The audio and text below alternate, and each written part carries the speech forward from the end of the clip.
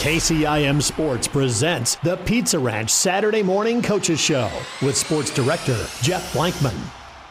Thank you very much, John. Good morning, everybody. Welcome to the Pizza Ranch Coaches Show on this Saturday morning. We're going to talk to four coaches this morning. Ryan Steinkamp of the Kemper Knights will hear about his thoughts after a hard-fought, tough 48-27 loss to Central Line Georgia Little Rock last night, the number one team in Class 2A.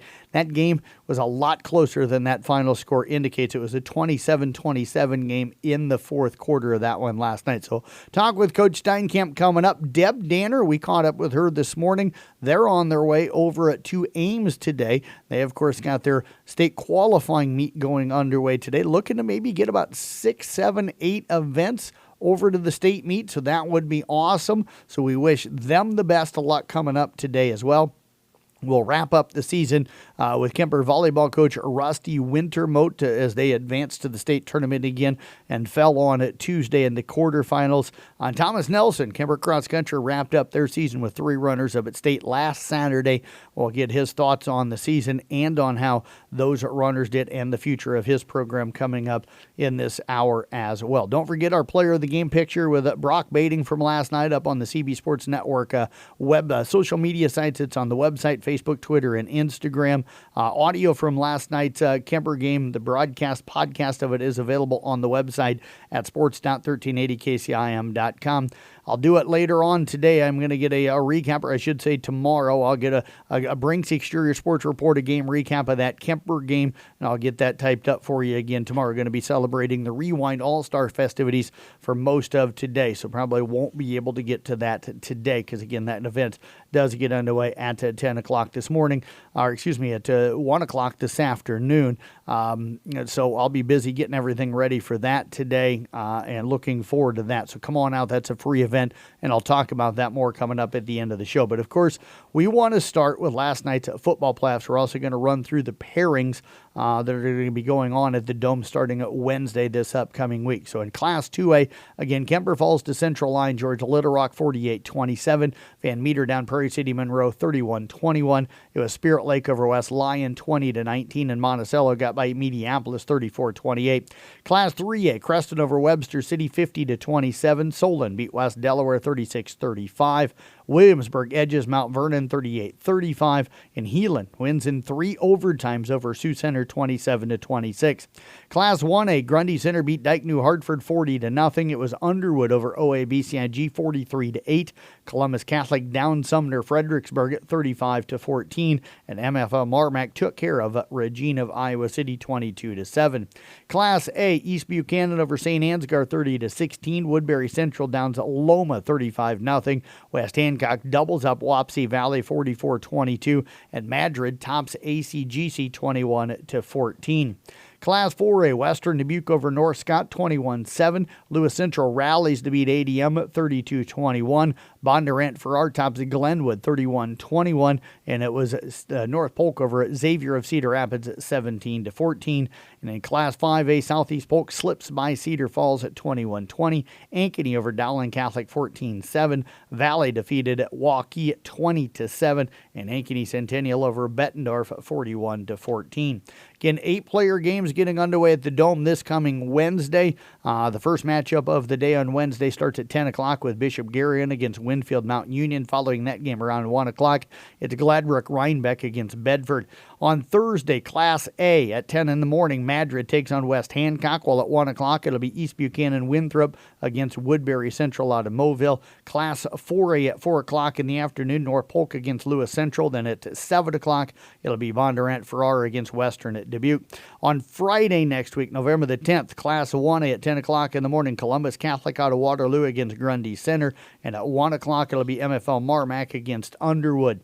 Class 5A, Friday afternoon and evening at 4 o'clock. It'll be Valley against Southeast Polk. At 7 o'clock, Ankeny Centennial takes on Ankeny. And then on Saturday, Class 2A, 10 o'clock in the morning, Monticello against Van Meter.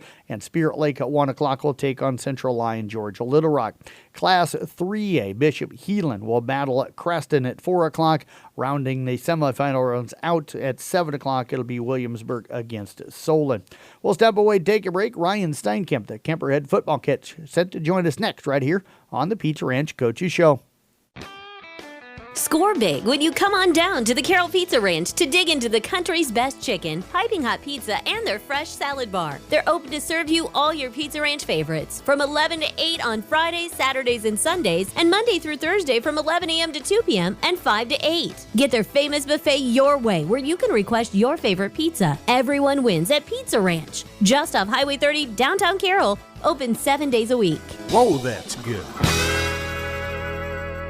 Carroll Broadcasting Stations KCIM, KKRL, and KIKD is looking for organizations that regularly distribute information about employment opportunities to job applicants or have job applicants to refer.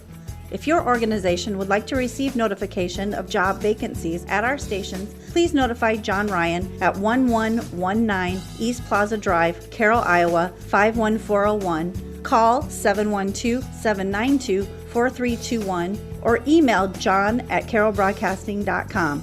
Carroll Broadcasting is an equal opportunity employer.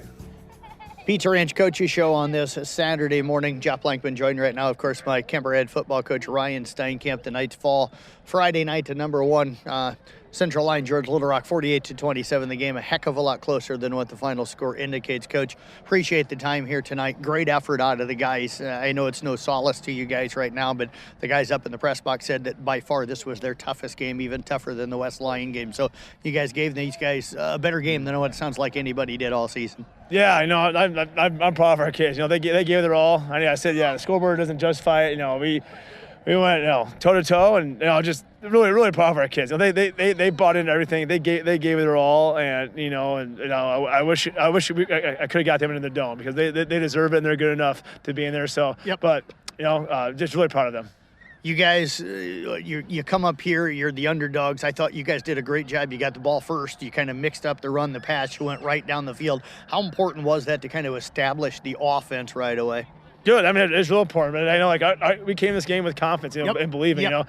When it happened, I'll be honest, I wasn't surprised. I wasn't surprised. It felt that's how the last 8 or 9 games have gone. And we're locked in. We got, offensive coaches doing a great job. We're developing, and it felt normal. To be honest with you, our kids came in here. The game plan was good. Everything was business, and they played great. Talk about the growth of that offensive line from the beginning of the year to be able to just march the ball right down the field against this defense to start the game. Oh, it was huge. They did a great job of, run game was a work in progress all year, but it got better. The pass game, they gave Brock time back there. I know they got to him a little bit tonight, but I think that's because they went 7 DB, so there was no quick passes, and Brock had a hole in the ball a little bit longer. But no, I thought they did a great job overall.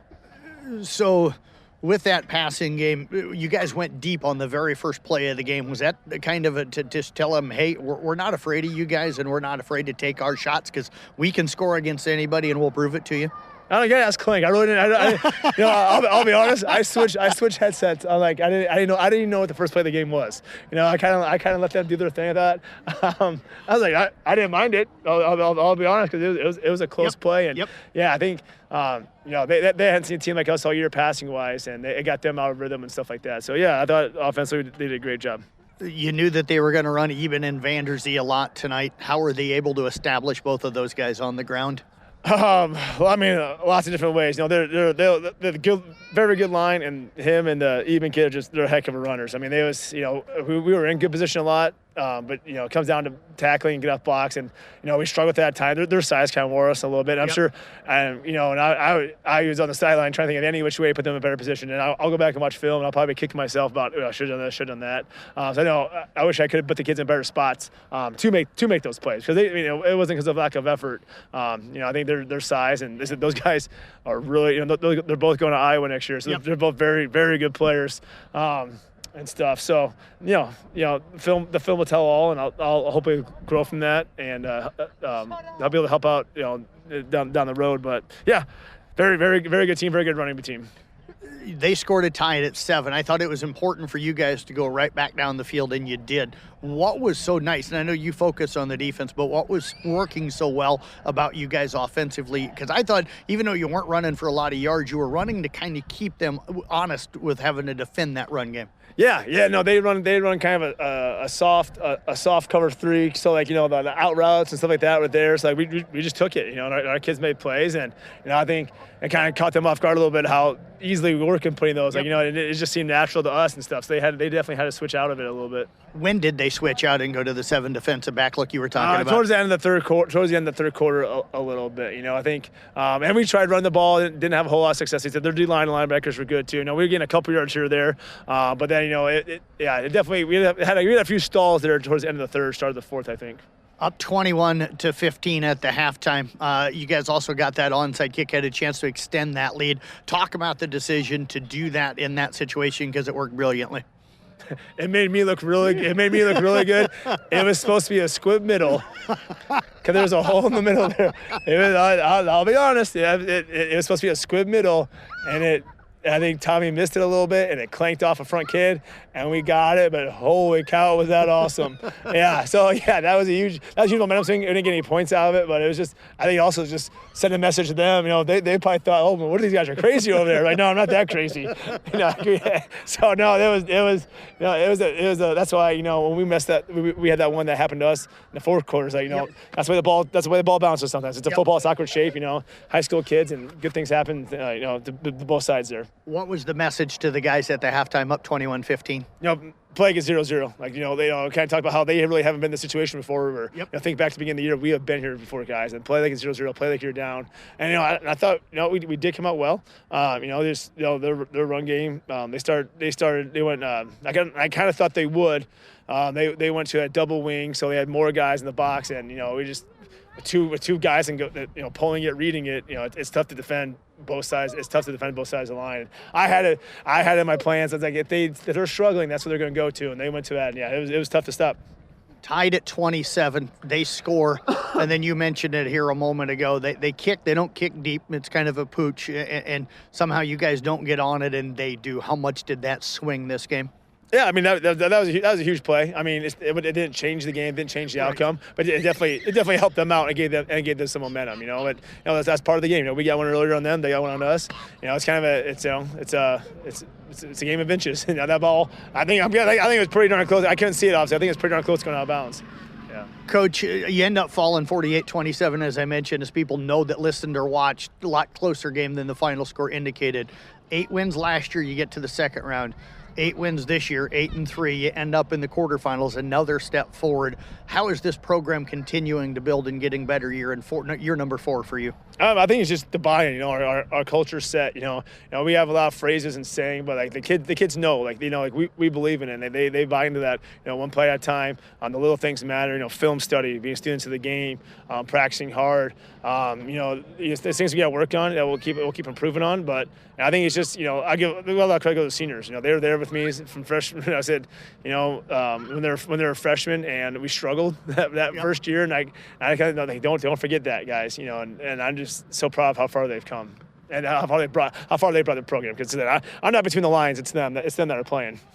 Coach, big senior class, and you guys have graduated a lot of really good kids here these last 2 years, but you mentioned the senior class this year. They were freshmen when you took over the program as the head coach. What does this group mean to you, and what has this group meant for this program and for the continue to rebuild to get this program back to where you guys were at maybe 10 years ago playing for state titles?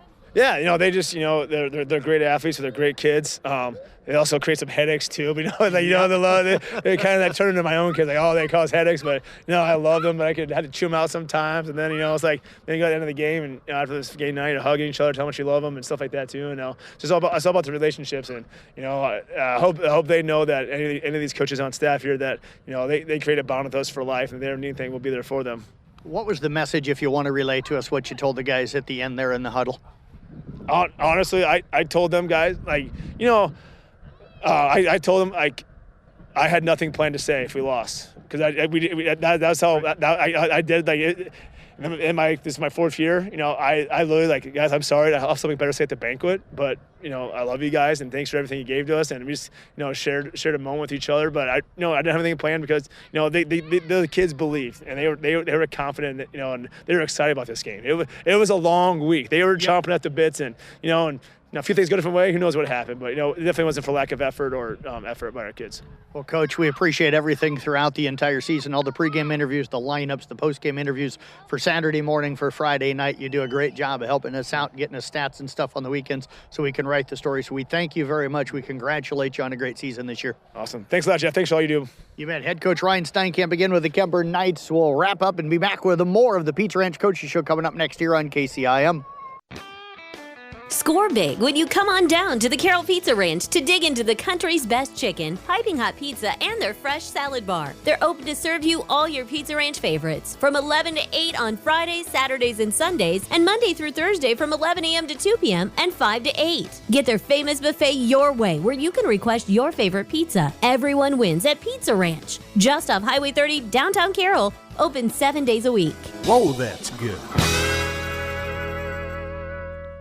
Deb Danner here to join us on the Pizza Ranch Coaches Show. We're going to talk at Carroll Girls Swimming as they have their state qualifying meet going on today over in Ames, and everything going to get underway at noon today. The other teams there, of course, Ames, Fort Dodge, Oskaloosa, Sioux City, Boone, Des Moines, Hoover, Marshalltown, and Perry. And, Coach, as I look through that roster of teams, there's not many, if any, that you guys haven't seen at some point this season.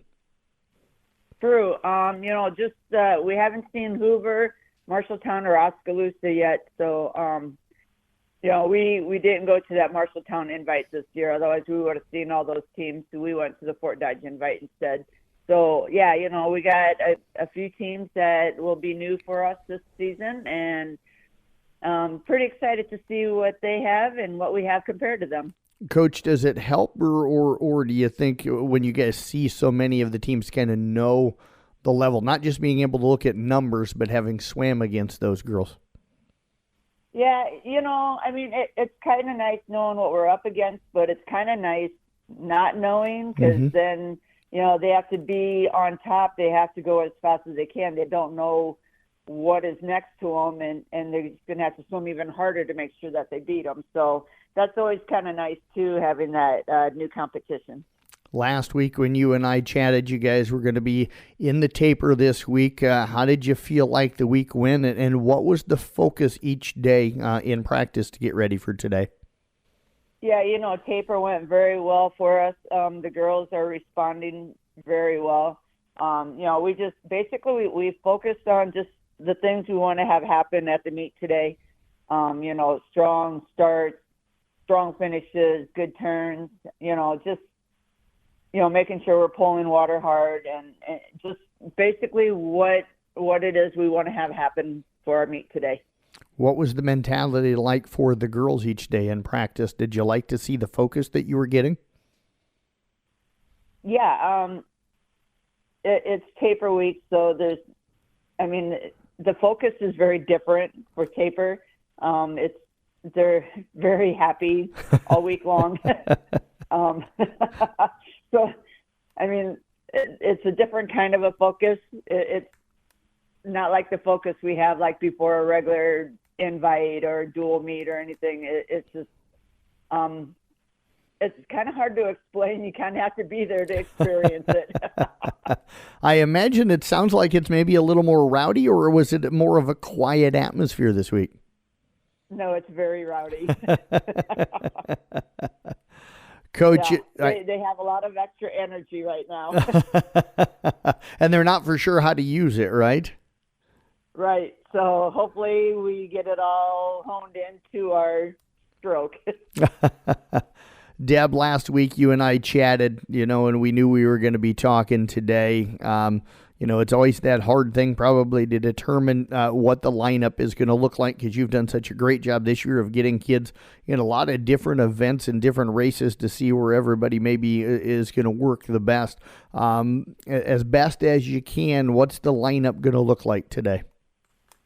Yeah, I feel like we got a fairly strong lineup today. I've got two relays that I can't say 100% positive we'll get in because you don't know, but I'm 99% sure we'll get in. A third relay that I'm very hopeful for. The girls have been doing really well with their taper, and I feel like that they can pull this off and get that third relay in. I've got about four girls that I'm really hopeful of getting in individual events. So, if they want it bad enough, they'll make it happen. And yeah, the rest of the team is there. They're gonna all drop time. They're all gonna swim super fast and be super proud of their swims, and I will be super proud of their swims. I feel like we got a really good lineup going for us, and how we'll place at the meet, not sure, but the whole goal here is just to try and get whatever we can to state. If I remember correctly, you guys and the girls pretty familiar with this pool and where you're going to be swimming today? No, we've actually never swum at this pool yet. This is Ames built a new pool, and this is their first year of hosting a regional site. So, no, we have not been at this pool. So it's kind of exciting to see what it's like there. How does that impact you guys? Would you have it rather be where you're familiar and the girls are comfortable, or do you think that they're so prepared and so ready to go that it's not going to matter? Yeah, they're prepared. They're ready. It doesn't matter what pool we're at. I think they're just gonna they're just gonna swim like crazy. It doesn't matter where we're at. Coach, how deep is the field over there today, and what are some of the events where anybody that's going over to follow you and the girls today should kind of be paying attention, where there's going to be some really great races, and how many of those maybe will the Tigers be right there involved with? Yeah, so the 50 free is going to be a very great race to watch. It's going to be a lot of fast swimming there. We've got two girls that are in contention to making it to state there. The 100 fly, Amelia Holt will be there trying to hit her second event into state. Emma will be swimming her breaststroke, which she's already a state qualifier. So they have other teams have some very good breaststrokers too. So it'll be a fun race to watch to see who wins that one. The relays, all of the relays are just going to be amazing to watch. They're going to be so close. It will be a very exciting day. Where does this one maybe compare to some of the past state qualifying meets that you guys have been in for kind of overall depth and talent at the field? Yeah, Ames is a very top-notch team, so they're going to have a lot of great competition there. Fort Dodge has really been swimming good this year. And Sioux City is another one of those top teams. So, there's a lot of great competition there. Perry's got some really great competition going on this year. So, like I said, I haven't seen Marshalltown yet, so I'm not real sure just exactly, how they're swimming. But I know they've always had strong teams. So we're going to have a lot of great competition, and it's really going to help us push us into some really fast times. Well, Coach, as always, we always appreciate the time. Looking forward to seeing how the girls do today, and absolutely looking forward to getting over to Marshalltown to watch all the qualifiers at state next Saturday. Yes, thank you. You bet. Head coach Deb Danner again with the Carroll girls swim team. Again, they're in the state qualifying meet coming up in Ames at noon today. We'll be back with more of the Pizza Ranch Coaches Show right here on KCIM.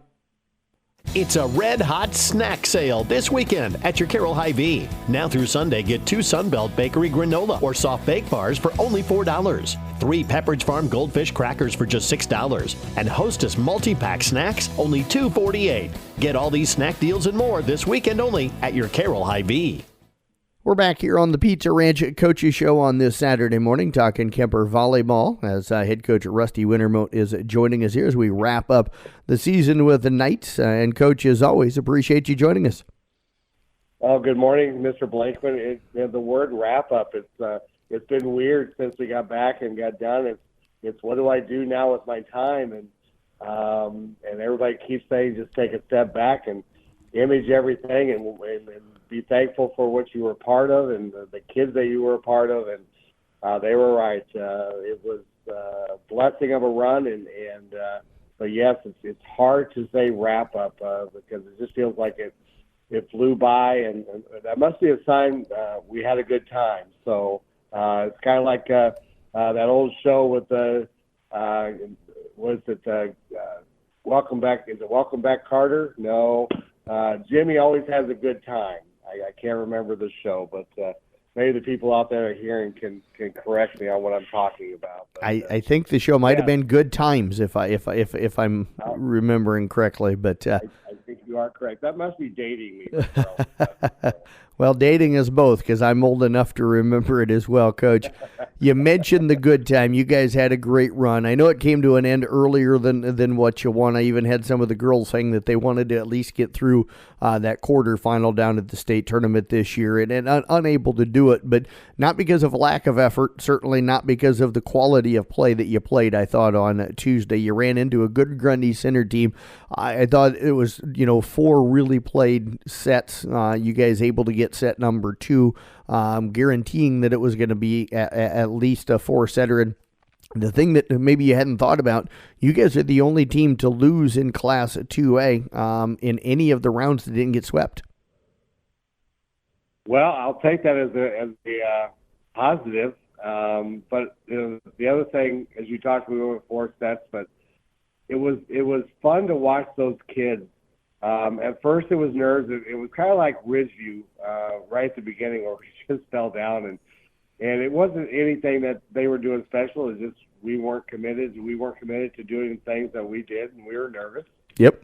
But once we called that timeout, and we just talked about, do you deserve to be here? And they all looked me in the eyes, which was fun. Yes, we deserve to be here. And I said, well, then go out and play Kemper volleyball. Like, you believe you deserve to be here. And they just started whittling back. And, like Coach Lonnie and I would discuss, and Boz, is like, if they can just make a run to get back and be competitive, game 2 will be different. And they did. They never died. They never showed any emotion that said we're in trouble. But they ran our game plan.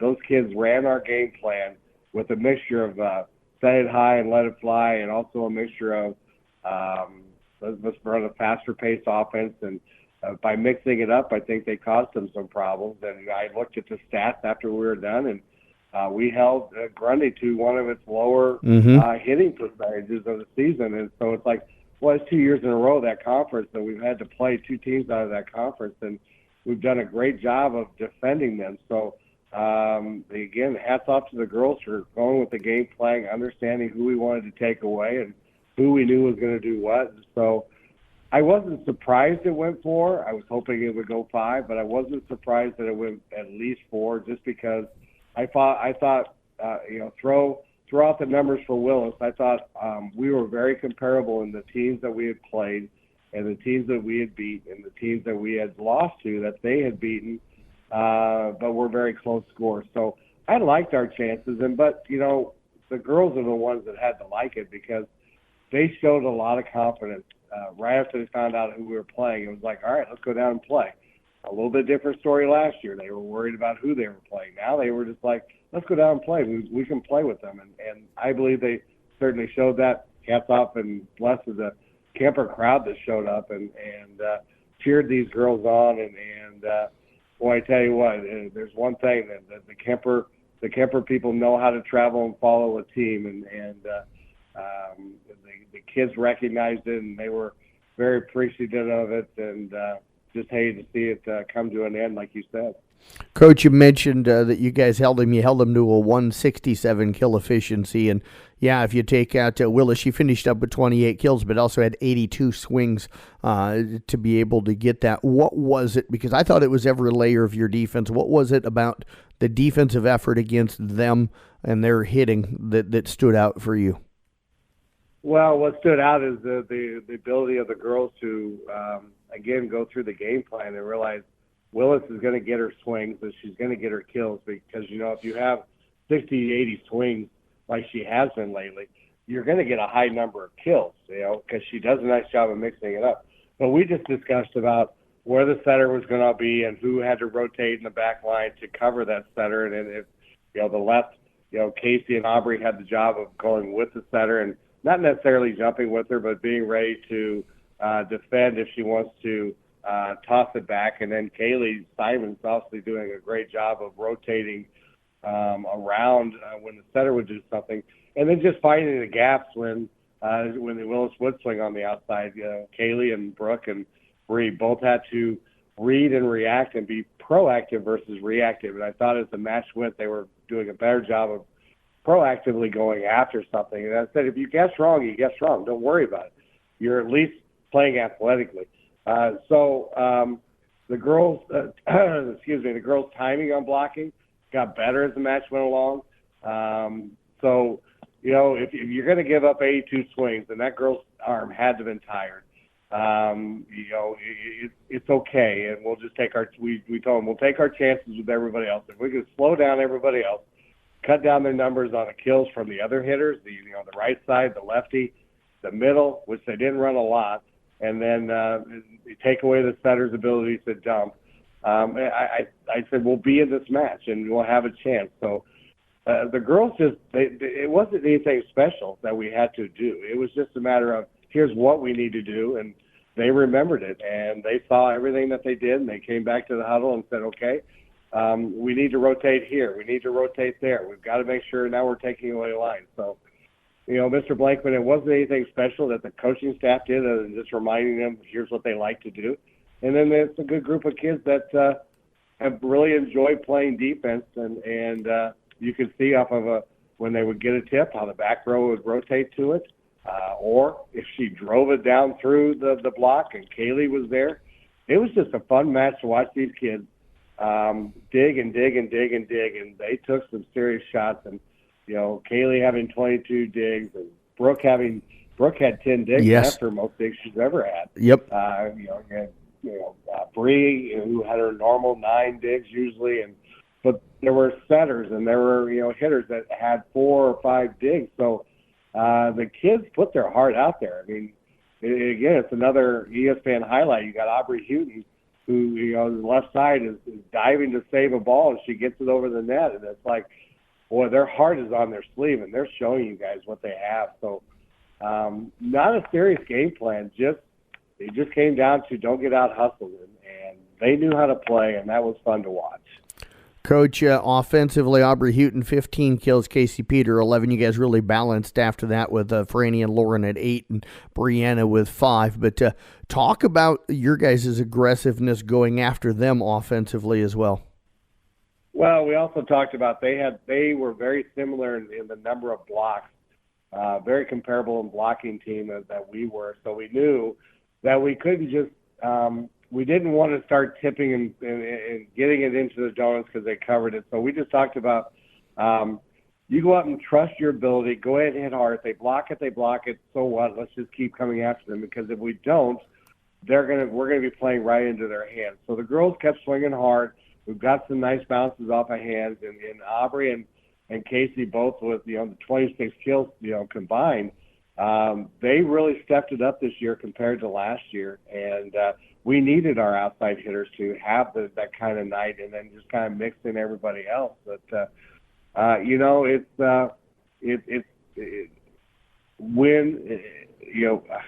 coming lost for words here. I apologize, but it only took them to understand that when there was one timeout we took when they realized I didn't even have to tell them. It was them telling each other, quit pushing, quit tipping. If you're going to do it, take it to the corner. Let's take it to the corner. But let's just keep coming after them because they got tired, just like we got tired.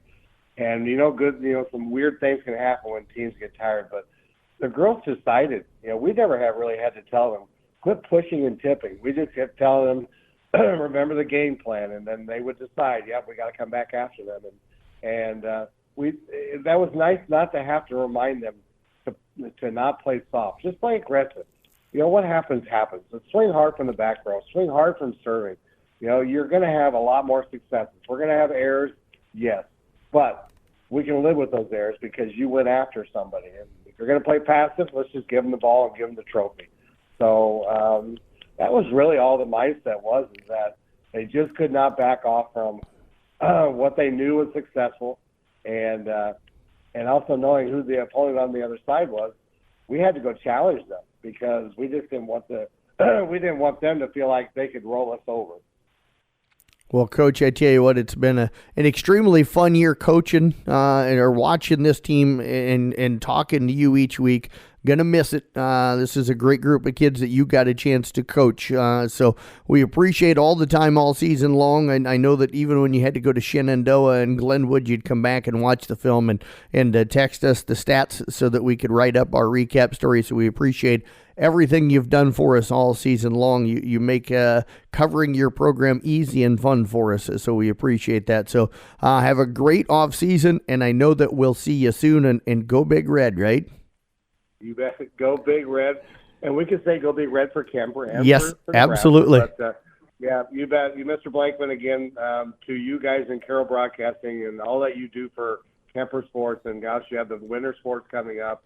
But for us in volleyball, these kids would not be as recognized if it wasn't for the hand and the voice of Carroll Broadcasting. So, and again, I will miss these talks, especially the game day talks and the Saturday morning talks. But guess what? I get to see my grandkids again today. I get to go celebrate a birthday. So it's always fun talking to you about my grandkids, and then we can talk about everything else. But to all the people out there that got to see Kemper volleyball and all the fans and parents, God bless you, and thank you very much for what you did in supporting these kids, and you'll always be in our memory and our thoughts as we prepare for next season.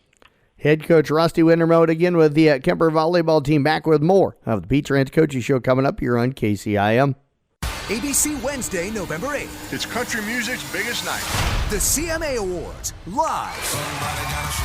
With performances by Luke Bryan, Lainey Wilson, Jelly Roll, and Kay Michelle. Old Dominion with Megan Maroney. Carly Pierce featuring Chris Stapleton. Tanya Tucker with Little Big Town. And more. The best in country music! Luke Bryan and Peyton Manning host The CMA Awards live. Wednesday, November 8th, 8/7 Central on ABC. And stream next day on Hulu. What's holding you back from learning the language you've always wanted to know? Too hard. Takes too long. Not with Babbel. Babbel's lessons take just 15 minutes a day. 15 minutes isn't long. Nope. And they're fun. So you don't realize you're learning a language, but you are. In 3 weeks, you're able to start having conversations. And Babbel's lessons are built around real life. And with Babbel, it isn't hard. It's perfect. Now try Babbel free. Just go to Babbel.com. That's BABBEL.com. Save now on your next car, truck, or SUV at Champion Ford. Take advantage of low interest rates from Ford on F-150, Explorer, Expedition, and Edge. Some as low as 0%. Many units in stock and ready to go. Save big money too. Take $9,000 off a 2023 F-150. Thinking electric? Save over $14,000 on a 2023 Mustang Mach-E. Looking for used? We've discounted most of our pre-owned stock, some as much as $3,000. Drive through the lot, check out the tags in the windows, and save big. But don't wait, these won't last long. Carroll's Ford dealer, Champion Ford, where everybody wins. Thomas Nelson, the head cross-country coach with the Kemper Knights, joining us here as we take a look back at state last Saturday. Of course, on the girls' side of things, Marie Day ran. On the boys' side of things, it was Ryan North and Jacob Graving. And Coach, during the commercial break, I kind of joked with you, are you thawed out yet? But as much as that was a joke and having a little bit of fun about how cold last Saturday was, there was a little truth to that. It was cold up there last weekend. Absolutely. It was definitely one of the colder days of the year so far, but our kids kind of embraced it and still went out and had a great day. How did you guys get yourself ready for the weather, and then how did you deal with things last weekend?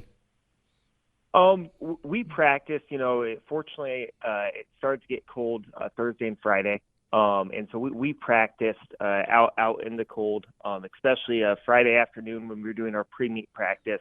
We actually thought it was a little colder than it was going to be at the state meet. It was definitely windier. So our kids had a pretty good idea of what it was going to feel like. And they also started to get the idea of like, hey, do I want to wear gloves? Do I not want to wear gloves? Am I going to wear tights or not? And so I think they were able to make a really educated decision on their apparel based off of the couple days of practice leading into it. And I think they all said, yeah, it's cold, but I can run in this. And they did. Let's start with the boys, both Ryan and Jacob. Better times, better finishes than last year. How were they able to do that in the conditions that they had to run in? I just think they're both, like I said a couple times, they're both in great shape, and they're both really confident coming into the meet. Last year we had really nice conditions, so for them both to improve their times, it is just a really awesome feat by them, and to both get better places too. But I think they were just really mentally locked in on, like, this is my last race, I'm going to go improve, and they did a really good job doing that. Let's go through with the race for both of those guys. How did Ryan run his race? They both actually got out pretty well. Ryan was a 5:16 first mile. Jake was a 5:19. So Ryan actually got out just a little quicker than Jake. And then they really worked their way to climb up the pack. I think at the first mile mark, they were between the 50s and 60s kind of place-wise. And then Ryan pretty consistently was just about 3 seconds ahead of Jake each mile. And they did a really good job keeping their splits pretty close. And when they were finishing, I mean, there's just about a 7-second difference between Ryan and Jake's time, but 10 places. And there was just a crowd of about 30 kids that they were in. That they got a lot of them, and some of them got them, but they both had a pretty strong kick to finish where they did. Yeah, take us through how they were able to do that. Then you get that many guys all kind of coming down that chute in that tunnel, to the finish line. How were they able to kind of weave through guys and not get maybe hung up behind somebody? I think a lot of that's experience in track. Track races are a lot more condensed and tight, especially those 800 starts of the miles, that sort of stuff. And both those guys have a lot of experience in that. So I don't think that's something that really phases them. They're just, used to it after years of doing that. And years of, getting out at the start of cross-country races, you're basically doing the same thing. And really at the state meet, that's your reality as you run the whole race because there's so many people around you. But they kept their composure and were able to both have a pretty strong kick to finish. And you and I were talking this field that those guys ran in on Saturday. It was pretty deep and talented. Yeah, there was just this senior class this year across the state of Iowa is incredibly loaded, and that's why as Jake was saying on the way up, he thought he could maybe run a better time this year and actually place worse, just because so many kids were returning from last year's state meet, as well as some really stud freshmen that had entered the fold. And Jake, improves his time by 17 seconds and only just improves by one place. And that's just because so much of that field returned, and it's such a talented meet. So I think, though, it was really good. Their goals all year were to improve time and place, and they, even with all the talent, even with the cold, were able to do that. Let's bounce over to Marie over on the girls' side of things. Ran a 19:57, improved her time and her placing, finishing 36th overall, wrapping up a great season and a great cross-country career. Yeah, Marie, and she really was hoping to run a little better than last year's state meet. It was her first time there last year, and she ran well, but I think she walked away from last year saying, I can do this better next time. And she improves by over 30 seconds. And considering the conditions, that's just absolutely a huge amount of improvement there, and went from 45th place last year to 36th this year. I think just mentally she had seen everything before, she had done it before, and so felt a little more comfortable with the whole process. Coach, for the boys, they had a chance to run kind of together and work out together. Marie running by herself up there as the lone night girl to qualify. What was her mentality going in? Was it to try and find somebody? Was it to get into a group? It's different when you're running by yourself than it is when you have somebody else maybe to kind of run with. Absolutely. Marie's done a really good job this year kind of identifying girls from other schools that are around her kind of skill level and talent level. And so she knows a couple different kids that if she's around them, that's where she should be at certain parts of the race. Getting out around Pellet from Atlantic has always been good for Marie. And then just kind of locking in with some of the other girls that we've been able to race with multiple times throughout this year. So she doesn't have a teammate that she can stand right next to or run right next to, but she did know some girls out there that just help her kind of mark her pace. And the other part is Marie's such a confident runner that she could be out there on her own without other people, and she could still probably put that time down just because she's so locked in on what she's doing. How'd the beginning of the race go for her? How was the start? I thought she got out in pretty good position, and that's something she's done really well all year. Of course, it looks a little different at the state meet, when you've got all that other talent there. but she put herself out where she needed to be, probably about the 40s, and then was able to just kind of stick around and climb up just a little as the race went on. To be able to run a faster time like she did this year by as much as she did, I'm guessing that each mile pretty consistent and each mile climbing a little bit? She went 6:04, 6:36, and then the last section was 7:15. And on a course like this, I think, getting out in position is so important. So I was really glad to see she went out that hard, just because otherwise you spend so much time kind of fighting, getting around people and stuff like that. One thing we try to tell our kids a lot is if you want to do something you haven't done before, like setting a PR, then you have to be willing to do stuff you haven't done before earlier in the race, including going out a little harder than maybe you're used to. And I thought she kind of embraced that mentality, and I think the results kind of speak for it. Coach, you guys had an outstanding year, built, kind of continued building the future as well. Let's start with the boys. What are some of the highlights and what are some of the memories you'll take away from this season? We just had I can say this to the boys and the girls. We have a phenomenal group of kids. We have some very fun, energetic, and nice kids that are part of our program that have a lot of talents outside of cross country too, whether it's athletic, whether it's in drama, whether it's in band. And when you get all those kids together, it's just practice can be a really fun time. Especially, they go on their own run, but then we chat for a while after. We play some games or something like that. But it was just a really special group of kids. And our seniors, especially, they've been around kind of been leaders for the last 2 years almost, and they were just a great group to have. So I will definitely be thankful for what they brought to the program and having them around. What's the future look like for this program? I think the future is really bright. We just had a pretty strong season, a very strong season, with different wins and lots of medals. But we bring a ton back. On the boys' side, bringing Dayton, Fletch, Blake, Thomas, Charlie, Jacob McCarter.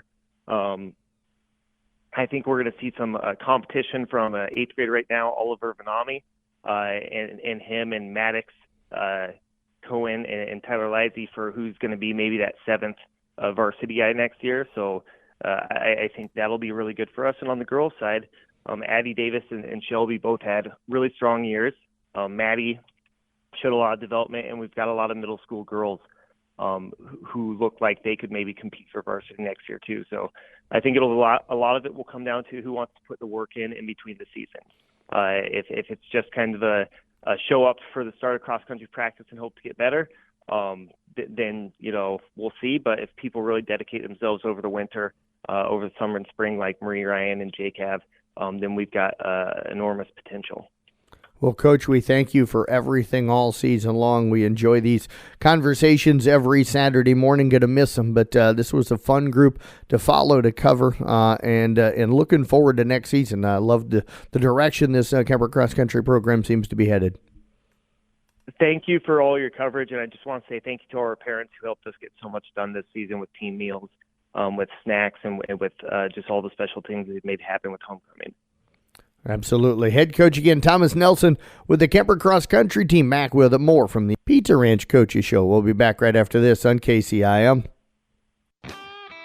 Score big when you come on down to the Carroll Pizza Ranch to dig into the country's best chicken, piping hot pizza, and their fresh salad bar. They're open to serve you all your Pizza Ranch favorites from 11 to 8 on Fridays, Saturdays, and Sundays, and Monday through Thursday from 11 a.m. to 2 p.m. and 5 to 8. Get their famous buffet your way, where you can request your favorite pizza. Everyone wins at Pizza Ranch, just off Highway 30, downtown Carroll, open 7 days a week. Whoa, that's good. Back to wrap up the Pizza Ranch Coaches Show for this Saturday, November the 4th. Jeff Blankman with you here today. Thanks to Ryan Steinkamp, the Kemper football coach, Deb Danner, the Carroll girls swim coach, Rusty Wintermote, the Kemper volleyball coach, and Thomas Nelson, the Kemper cross country coach, for joining us on this Saturday morning. We recapped the season with Coach Steinkamp, Coach Wintermote, and Coach Nelson. Of course, Coach Danner and the Carroll girls swim team headed over to the state qualifying meet for them today. That'll be in Ames. State comes up for them next Saturday.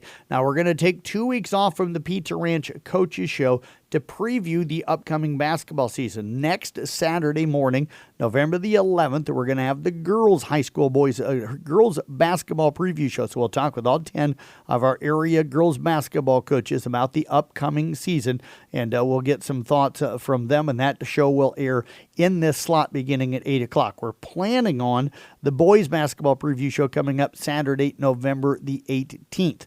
Now, that could depend on if Iowa State and Texas are scheduled to play early that day on the 18th. But right now, we are planning on previewing the upcoming boys basketball with the coaches show and basketball season with the coaches coming up again on November the 18th. The girls next week and boys the following week. Wrestling coaches, don't worry. Wrestlers and wrestling fans, we're going to catch up with all the wrestling coaches, and we'll get all those posted to our website at sports.1380kcim.com.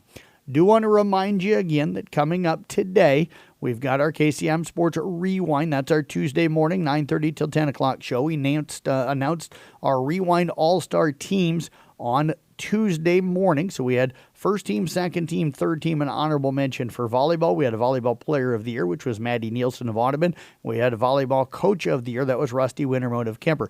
Those kids, all that were named to all those teams and the coaches. We also have Brandon Steiger, who is our runner-up in our coach of the year voting.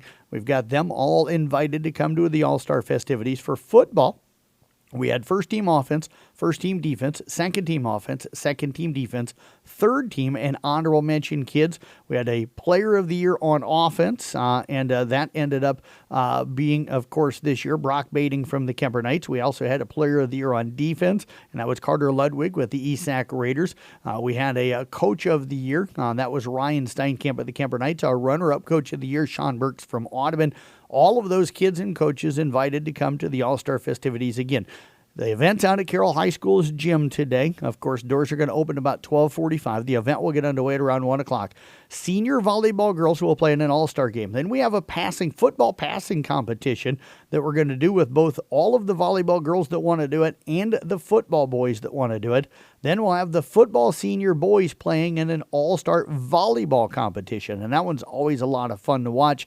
And then we've got the award ceremony where each of the kids and coaches will be awarded a certificate and a shirt, and along with the coaches of the year that we're going to be honoring today. So free event, open to the public. Please come on out and help us celebrate all of these kids and coaches and thank them for the entertainment that they provide us throughout their season, as we'll wrap up the season with all of them kids and coaches coming up today. Thank you for tuning in here to the Pizza Ranch Coaches Show. We'll be back again coming up probably after Thanksgiving as we'll roll right into the winter sports season. Have a great weekend, everybody, and hope to see you out at Carroll High coming up today beginning at 1 o'clock.